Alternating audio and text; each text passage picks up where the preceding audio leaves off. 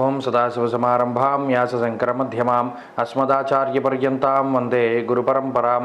జ్యోతిషశాస్త్రాన్ని భావితరాల వారికి ప్రసాదించిన ఋషుల యొక్క పాదపద్మాలకి నమస్కారం చేసుకుంటూ, అలాగే నాకు ఈ జ్యోతిష విద్యను నేర్పిన గురువర్యులు జ్యోతిష బ్రహ్మ కీర్తిశేషులు శ్రీ ఈరంకి సూర్యనారాయణమూర్తి గారు, సూర్యశ్రీ దైవజ్ఞ గారి యొక్క పాదపద్మాలకి నమస్కారం చేసుకుంటూ, ఓం శ్రీ మహాగణాధిపతి నమః, శ్రీ గురుభ్యో నమః, హరి ఓం.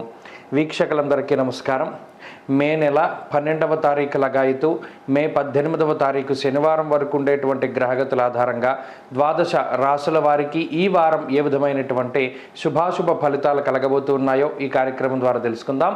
అందులో భాగంగా ఈ వారం ఉండేటువంటి గ్రహగతులను గమనిద్దాం. ఈ వారంలో 14వ తారీఖున రవిగ్రహం యొక్క మార్పు వృషభ రాశిలోకి జరుగుతూ ఉన్నది.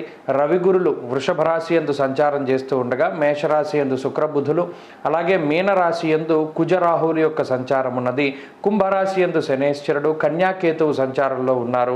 ఈ వారంలో చంద్రుడు మిథునం, కర్కాటకం, సింహం, కన్యా రాశుల యందు ఆయన యొక్క సంచారాన్ని కొనసాగించబోతూ ఉన్నారు. ఇటువంటి పరిస్థితుల్లో ద్వాదశ రాశుల వారికి ఏ విధమైనటువంటి ఫలితాలు కలగబోతున్నా తెలుసుకుందాం. అందులో భాగంగా మొదటిది మేషరాశి. మేషరాశి వారికి ఈ వారం మిశ్రమమైనటువంటి గ్రహస్థితి గోచరిస్తూ ఉన్నది.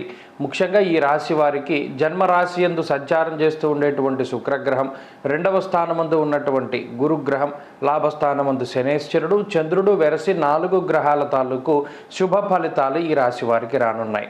ఈ గ్రహ సంపత్తి వల్ల ఈ వారంలో ఆర్థిక స్థితిగతులు మరీ ముఖ్యంగా ఆరోగ్యపరమైనటువంటి విషయాలు, ఆర్థిక పరిస్థితులు, అలాగే ఇవన్నీ కూడా ఆనందదాయకమైనటువంటి వాతావరణంలో ఉండబోతూ ఉన్నాయి. ప్రత్యేకించి గురుగ్రహం యొక్క మార్పు జరిగిన తర్వాత లాభస్థానమందు శనేశ్వరుడు కానీ, శుక్రుడు జన్మ రాశి స్థితి కానీ, అలాగే గురుడు 2వ స్థాన స్థితి కానీ, ఇవన్నీ కూడా ఆర్థికపరమైనటువంటి ఎదుగుదలని సూచిస్తూ ఉన్నాయి. అనగా ఈ మే నెలలో ఈ 3వ వారంలో ఉండేటువంటి పరిస్థితులు ఉద్యోగపరంగా కానీ, వ్యాపార పరంగా కానీ ఏమైనా ఆర్థిక లాభాన్ని కలిగించేటువంటి విధంగా ఉద్యోగంలో ఉన్నటువంటి వారికి ప్రమోషన్లు లేదా వ్యాపార లాభము, ఉద్యోగపరమైనటువంటి గుర్తింపు లేదా సన్మాన సత్కార్యములు పొందేటువంటి పరిస్థితులు ఇవన్నీ కూడా ఈ గ్రహస్థితి వల్ల మేషరాశి వారికి ఇవన్నీ కూడా సంభవించబోతూ ఉన్నాయి. అంతేకాక ఈ రాశి వారికి ప్రత్యేకించి లాభస్థానముందు శనేశ్వరుని యొక్క స్థితి ఏదైతే ఉన్నదో, ఎవరైతే విదేశాలలో నివసించేటువంటి మేషరాశి వారు ఉద్యోగపరంగా ఇబ్బందులు ఎదుర్కొంటూ ఉంటే అటువంటి ఇబ్బందుల నుండి బయటపడేటువంటి స్థితిగతులను కూడా ఈ గ్రహస్థితి సూచిస్తూ ఉన్నది. కాబట్టి ఈ వారంలో ప్రధానంగా ఈ వారం ఉన్నటువంటి గ్రహస్థితి అంతా కూడా ఆర్థికపరమైనటువంటి ఎదుగుదలని, అలాగే కుటుంబపరమైనటువంటి మానసిక ప్రశాంతతని పొందేటువంటి స్థితిని ఎక్కువగా సూచిస్తూ ఉన్నాయి. అంతేకాకుండా దూరత్ర ప్రయాణాలు చేయాలి అనుకునేటువంటి వారు, తీర్థయాత్రలు, పుణ్యనదీ స్నానాలని ఆచరించాలి అనుకునేటువంటి వాళ్ళందరికీ కూడా ఈ వారం గ్రహస్థితి కలిసి వస్తుంది.